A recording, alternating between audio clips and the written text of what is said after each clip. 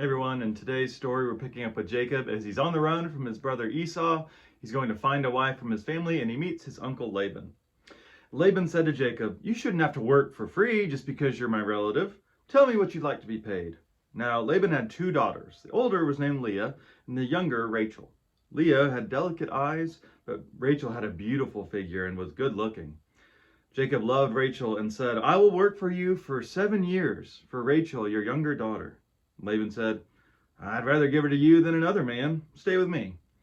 Jacob worked for Rachel for 7 years, but it seemed like a few days because he loved her. Jacob said to Laban, "My time has come. Give me my wife that I may sleep with her." So Laban invited all the people of that place and prepared a banquet.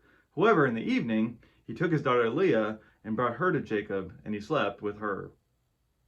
So in this story, our trickster, Jacob, is tricked.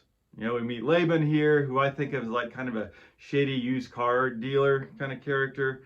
Even when he's talking about arranging a marriage for his daughter, he said, "Well, better marry you than some other guy." It's the best he can do.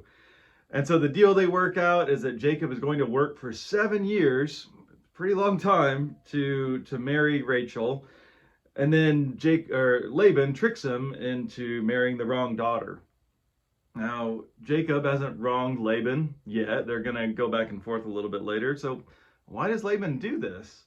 Now, the excuse he gives a little later on is, well, I have to marry off the firstborn first. But I kind of think, well, could that not have come up at some point during this 7 years, if that's really the truth? There's probably some irony here of firstborn status continues to cause problems for Jacob. I think there's also the subtle truth that deceit, that lying, dishonesty, it comes back around somehow. Right? Jacob takes advantage of his family, and now his family takes advantage of him. Life isn't always that simple, but sometimes, what people refer to as karma, consequences, it's real. Instead of that, I think we should focus on the real tragedy here, which is Leah.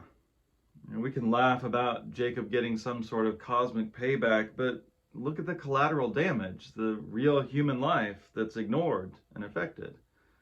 It mentions that Leah has delicate eyes. Nobody knows exactly what that means. Maybe that's just an ancient Hebrew way of saying she had a nice personality. Jacob knows which daughter he loves, and it's just based on the fact that Rachel is more good looking.